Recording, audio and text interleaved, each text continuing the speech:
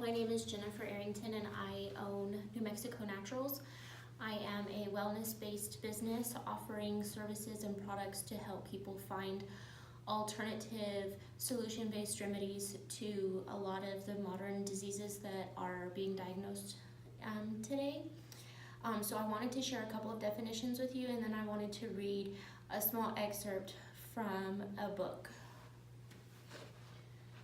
So the two words that I wanted to share today were wellness and homeostasis. So wellness is defined as the quality or state of being healthy, especially as the result of deliberate effort,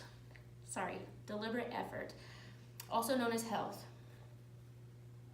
Homeostasis, which if you had the privilege to be in 7th grade biology, especially in the state of New Mexico, homeostasis was one of the very first words that you learned in your vocabulary for 7th grade biology.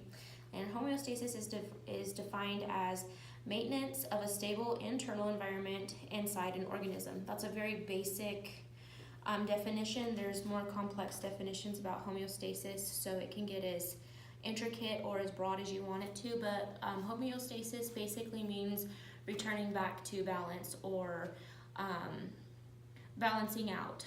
So wellness and homeostasis go hand in hand with one another, and it's something that is definitely lacking in our disease management system that we have in the United States.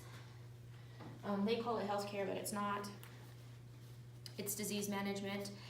So this small excerpt that I'm going to read is from Your Hidden Food Allergies Are Making You Fat. Your Hidden Food Allergies Are Making You Fat. It's about a $20 book, and it covers specifically the test known as ALCAT, capital ALCAT. It's a food sensitivities and intolerance test. It measures the way that your innate immune system immediately reacts to any deemed foreign substance foreign substance that your body recognizes in your bloodstream as a potential threat. So this is something that is a genetically based predisposition that is unchangeable. You have to literally change your lifestyle. So if societal norms are going to ruin your health, you have to cut those norms out or die early. The choice is yours.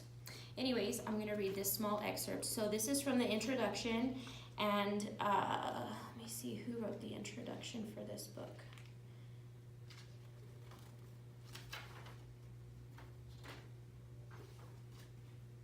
So Patrick Holloman is who wrote what I'm about to write, and it is under the subheading of An Ancient Perspective.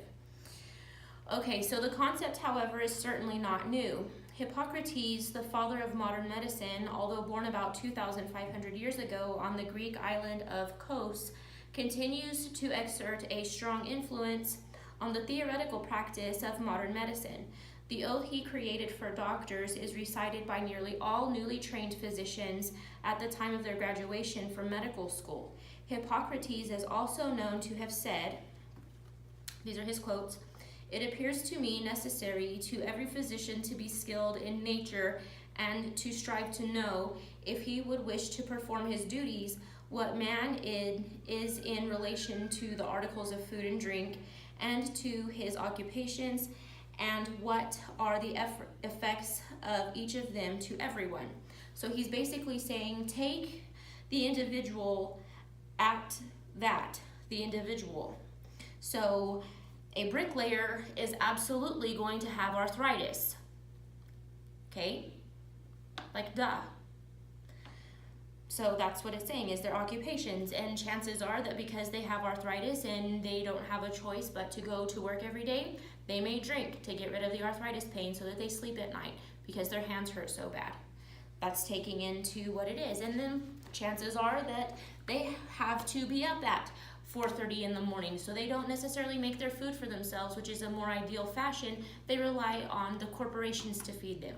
There's your food right there. So let's listen to what Hippocrates says prior to any other medical industrial complex that we're listening to, right? Okay, so here we go, moving on. A similar admonition is echoed by Lucretius, another of the renowned ancient physicians. Let thy food be thy medicine, and thy medicine be thy food.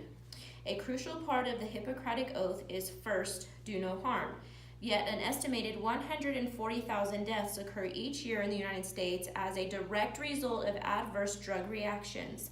The technological culture and disease management paradigm driven by economic interests has created a system where we take a pill for every ill and a drug for every bug and ignore the fundamental measure of disease prevention and health preservation. To be sure, the current medical paradigm reflects the character of modern industrial life: fast food, fast pace, and less contact with nature. Nonetheless, even though our lifestyles have changed dramatically over the past 5 or so generations, our genetic makeup has not. Dr. Lauren Cordian, author of The Paleo Diet from 2002, reckons that the human genome is 99.98% the same as it was 40,000 years ago. We are Stone Age organisms living in an altered and artificial environment to which we have not adapted. So don't subscribe to the fiction, okay? If the food is trademarked, why are you eating it? It's not food. It's trademarked. Okay, so the last 100 years, disease prevention and health preservation has been regulated to an inferior state amid the excitement generated by the truly amazing scientific and technological breakthroughs in the areas of diagnostics and imaging, drug therapies, as well as better understanding of the human genome. The mapping of the human genome opens up the potential of using gene therapy to treat many inherited disorders. Excuse me. Okay, such discoveries have brought many benefits, but they have also split our healthcare system into 2 fairly distinct branches. The mainstream branch embraces the application of scientific reductionist principles to treat disease in accordance with widely accepted protocols that are applied to all patients, more or less universally, sometimes without regard to their individuality. It is impersonal in its adoption of objective and technological means for diagnosis and treatment of illness. It is primarily drug and surgery-oriented and often treats the symptoms of the disease rather than the underlying cause. Okay, the alternative branch employs more holistic and unconventional diagnostic procedures and tradition-based nutritional, homeopathic, and herbal treatments, as well as physical manipulation and other techniques. The alternative branch tends to be more patient-centered and is thus attracting more adherents. However, if you are in a car accident, it is better to go first to the hospital emergency room to see a conventionally trained emergency medical doctor rather than go to the naturopath, chiropractor, or aromatherapist. Clearly, each approach has its particular benefits and appropriate applicability. Okay, I have taken the ALCAT test. I can tell you that one of my foods that I am severely intolerant to is cucumbers. I was eating cucumbers every single day. I did not realize that they were directly contributing to my nerve damage and my back pain. Once I stopped eating the cucumbers, I have a dramatic reduction in my back pain. I also don't have the nerve spasms that I was having either. And when I do eat a cucumber, I know it within 15 minutes. The small 8 toes on both sides of my feet go completely numb. My fingers go numb. My back starts spasming. My right hip is incredibly painful. And I have to deal with that for like 2 or 3 days until my body pushes all of whatever it is that the cucumber has in it that my body directly reacts to. My innate immune system immediately recognizes cucumber as a biological threat, and it attacks my body whenever cucumber is in my bloodstream. Same thing with ascorbic acid. I have an incredible severe intolerance to ascorbic acid, so I have to be very careful with what I eat as far as preservatives that are in there and what my vitamin C supplements are going to be made out of, along with other sticky situations where I may be exposed to ascorbic acid and not necessarily know that that's what's causing my pain the next day. So if you're interested in learning more about this, it is the Totally Non-Toxic channel on YouTube. I genuinely look forward to you all subscribing to my channel and liking the content, because I am definitely here to be your advocate regardless of your zip code or regardless of what your condition is. I am a distributor of Nature CBD from Colorado Springs, Colorado. They are one of the top respected craft CBD manufacturers in the country. Physicians and massage therapists, physical therapists, naturopaths all carry Nature CBD. Thus, that's why I have it, because I am physician and clinical grade, self-taught. So I am incredibly knowledgeable in all areas of human health and wellness.